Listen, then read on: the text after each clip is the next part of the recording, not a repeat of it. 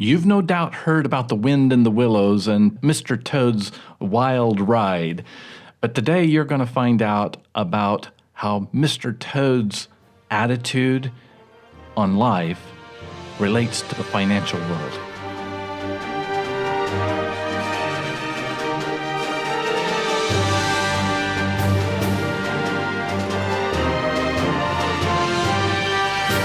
You are listening to Wealth Talks. Today you're going to hear about some massive debt bubbles that have been growing over the past 10 plus years.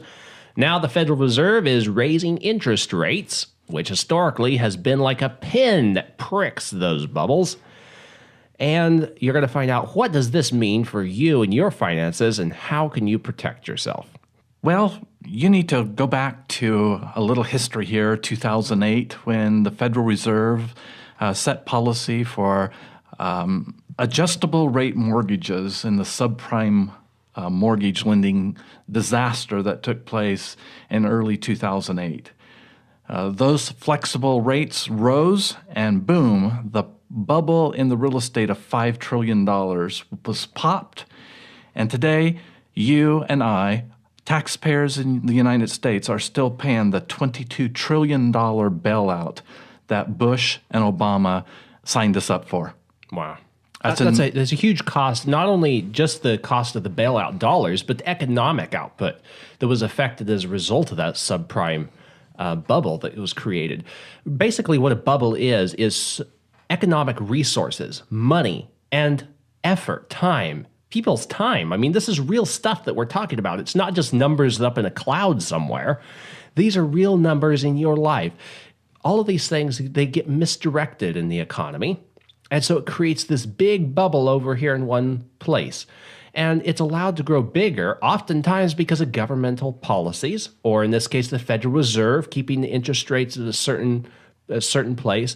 And eventually it pops because things have to be adjusted out to serve the people. I mean, at the end of the day, you have to serve people and create value for people in their lives. When you are enticed to get into a financial situation because of low interest rates that are artificially lowered by the Federal Reserve.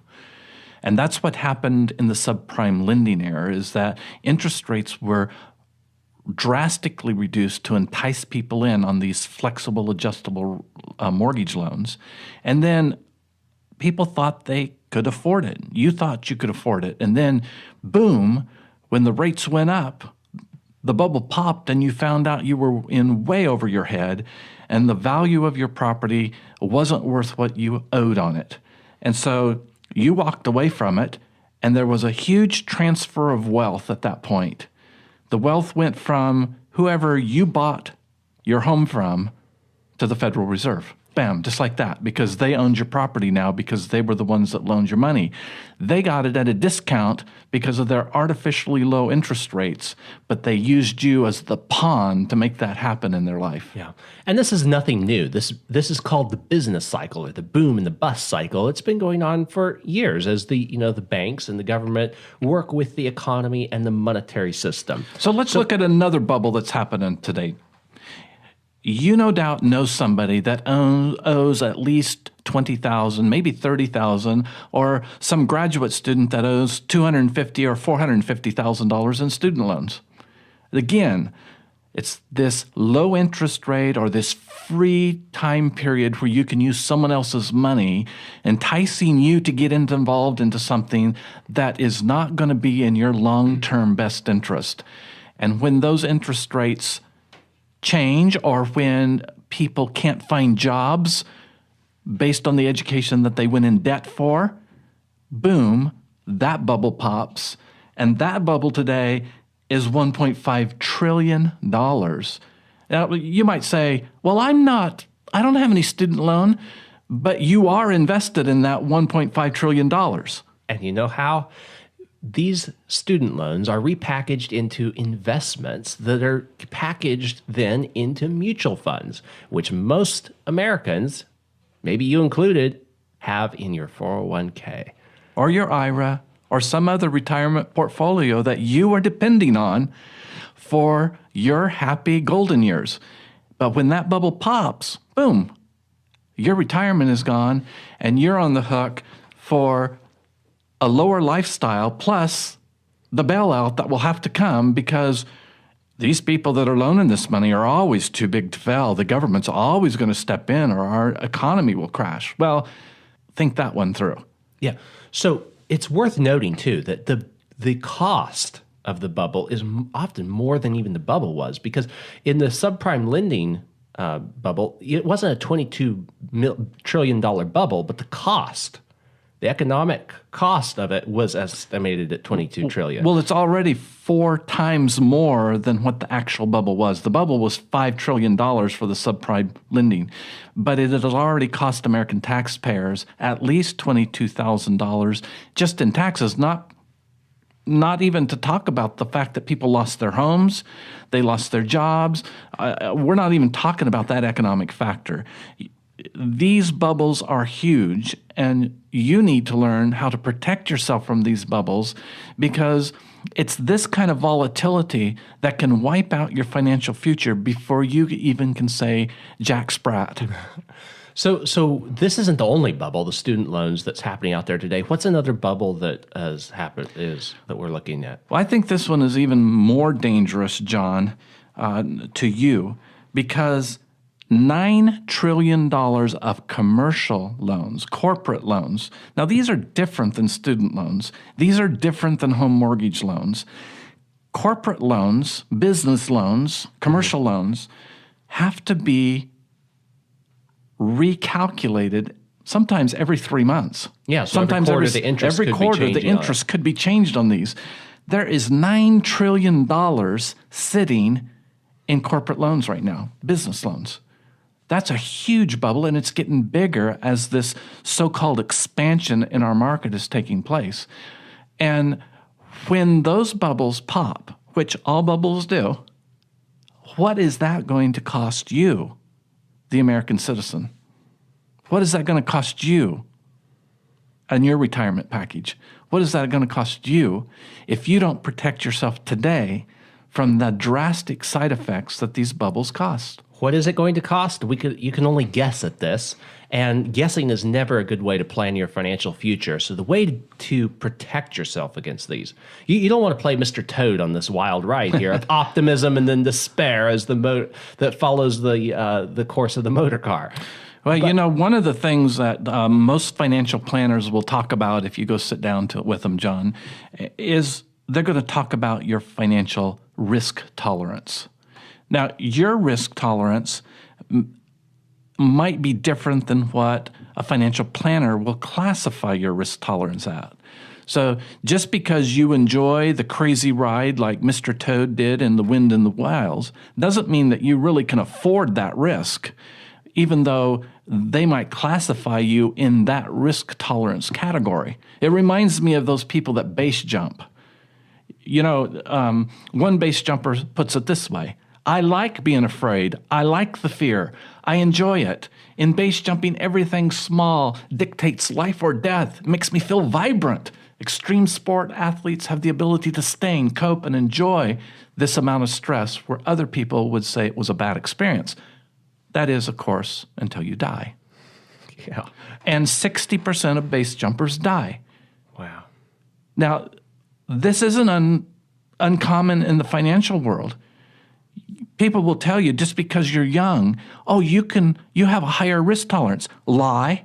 It's no more fun to crash and burn when you're 25 than it is when you're 55. It's just that your risk tolerance, according to financial planners, would say, you have enough time to make it back up. Yeah, but you never can gain back the years that you lost. That's asinine reasoning.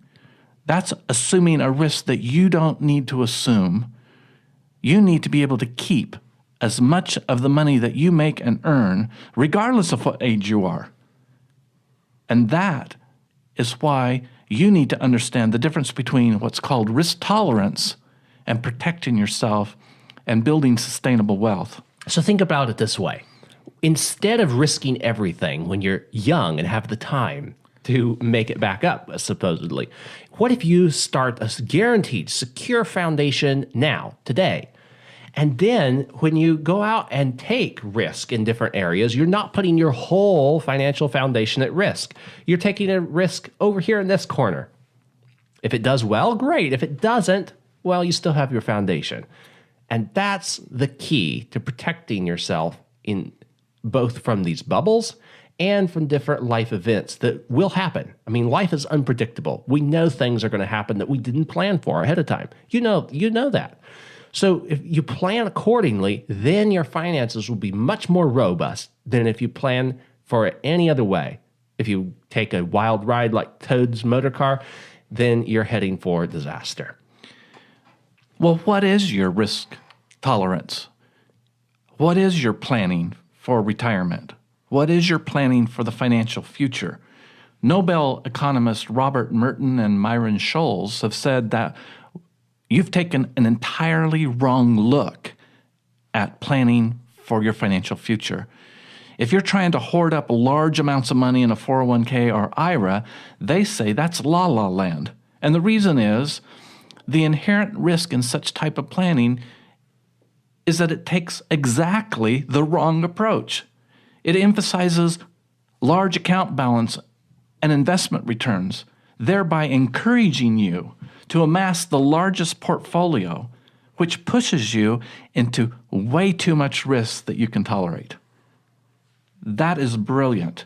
And so starting in a position of protecting every dollar that you possibly can save from ever being lost is the only logical and reasonable way to build sustainable wealth. Yeah.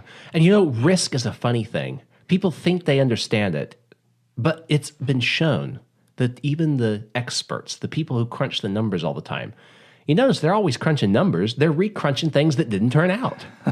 So all of the risk measurement measures that they take, there's only a certain point that those will work. It works nicely as long as the market stays nice and level, stays within the boundaries that they've set. But when it goes beyond that, anything's on the table. Well, remember Mr. Toad's wild ride. His friends had to step in. They had to take away his motor car, and then they had to supply the needs that Mr. Toad needed. You don't want to end up in a position where you're subject to someone else's discipline to enjoy life. Take the time to plan today. Find out what it is that you're going to need for your financial future and plan accordingly. Don't try to amass large sums and step into risks that is not only not tolerable, but could subject you to lose everything that you own. That's right. And to set up the secure foundation for your financial future, give us a call. Ask for a strategy session. Our number here is 702-660-7000. That's what we do, is specialize in helping people get a financial foundation built on guarantees and not market maybes. You're listening to Wealth Talks. We'll be back here next week. Have a wonderful week.